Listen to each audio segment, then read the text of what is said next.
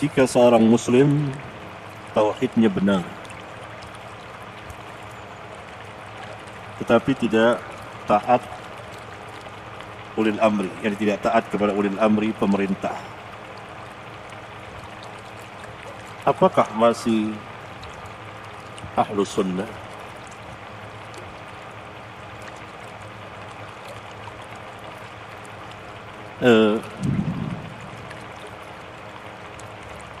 Munculnya firqah khawarij awalnya disebabkan ketidaktaatan kepada ulil amri. Karena itu dikatakan khawarij. Orang yang khuruj keluar dari ketaatan kepada ulil amri. Ya, itu asal munculnya firqah khawarij. Mereka keluar dari ketaatan kepada Amirul Mukminin Ali bin Abi Thalib radhiyallahu taala anhu dan menentangnya, bahkan kemudian mengkafirkan para sahabat seperti Utsman dan Ali dan seluruh sahabat yang hidup saat itu radhiyallahu anhum jami'an. Karena mereka mempunyai prinsip tadi. Ya. Ini merupakan masalah yang besar. Oleh karena itu, apabila seseorang tauhidnya benar,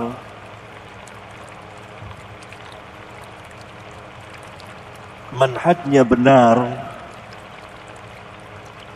karena tauhid, akidah itu tidak terpisahkan dengan manhaj.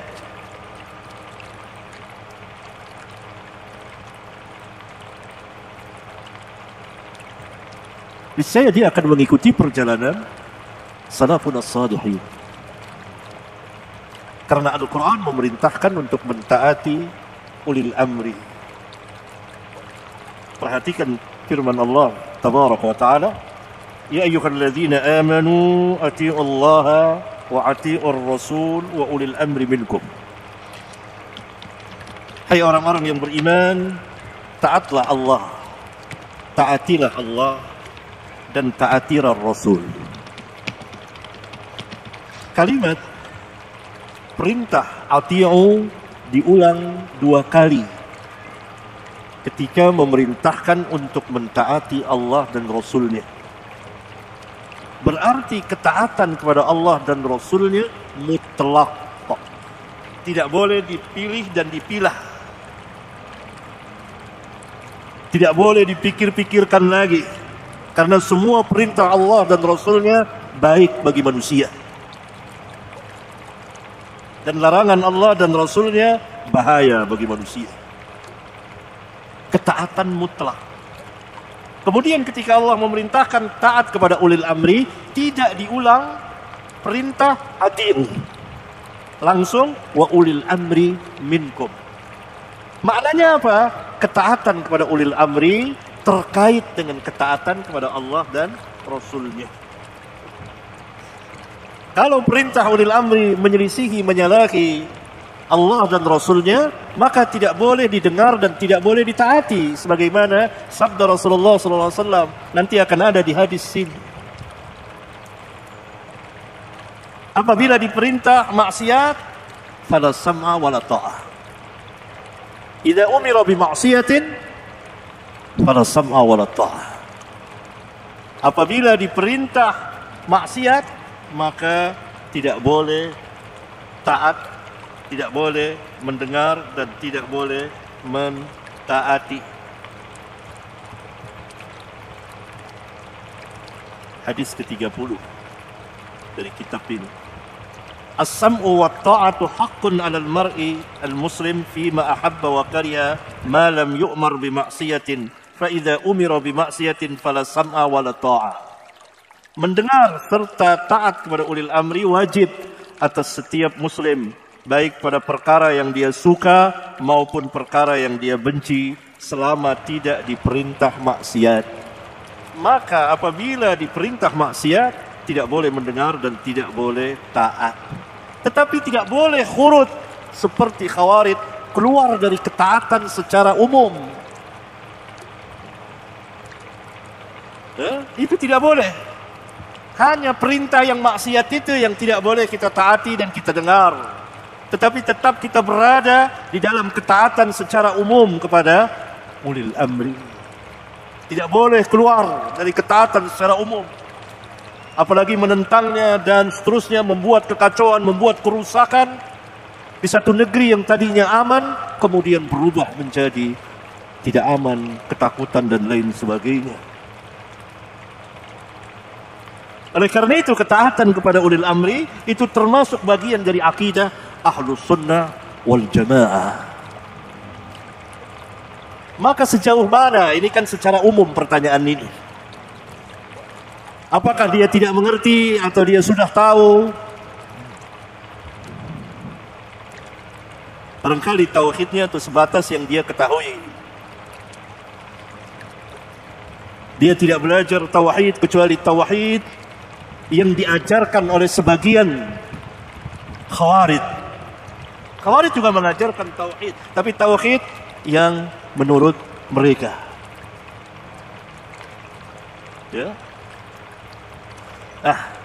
Yang seperti ini harus disadari, harus didakwahkan, diberi pengertian. Karena perbuatannya nanti justru akan memperburuk Islam, memburukkan Islam, memburukkan kaum muslimin, dan dijadikan alat oleh musuh-musuh Islam untuk menyerang Islam, menyudutkan Islam. Bahwa Islam itu agama teroris, agama ini.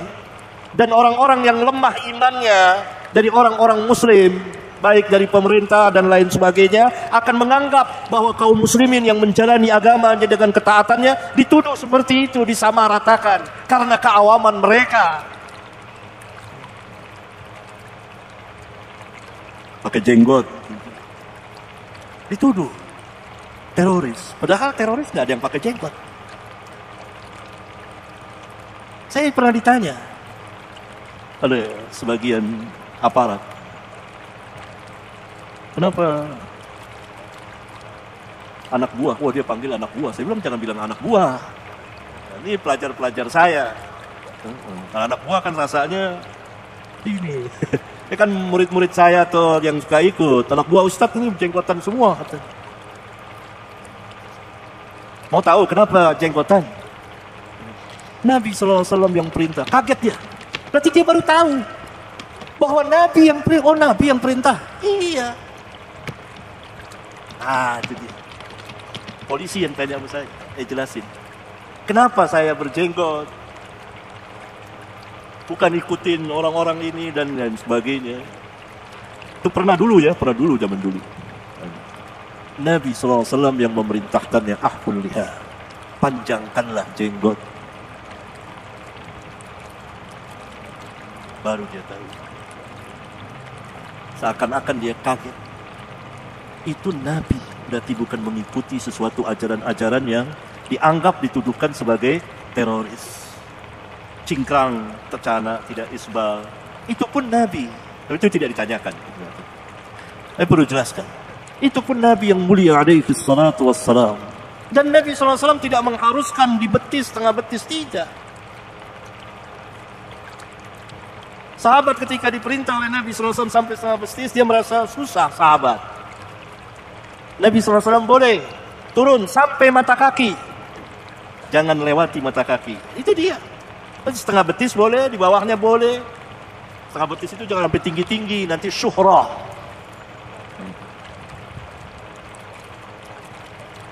Sejengkal itu dari kaki. dari bawah kaki. Nah, dia mengatakan dari sini, dari mata kaki. Nggak boleh sampai mata kaki, yang nggak boleh lewat mata kaki. Biar orang paham, biar ikhwan pun paham, bukan harus segini. Itu ada hadisnya. Sahabat saja merasa berat waktu itu. Diberi keringanan oleh Nabi, boleh. Jangan sampai di bawah mata kaki bagi laki-laki. Karena ma asfala minal ka'bain fa finnar. Nah itu dia. Jadi harus diberikan penjelasan-penjelasan. Nah tersebab perbuatan dari sebagian kaum muslimin itu yakni merusak Islam. Apalagi zaman sekarang ada media dan seterusnya. Assalamualaikum warahmatullahi wabarakatuh. Sampai jumpa kembali di World Islam Channel.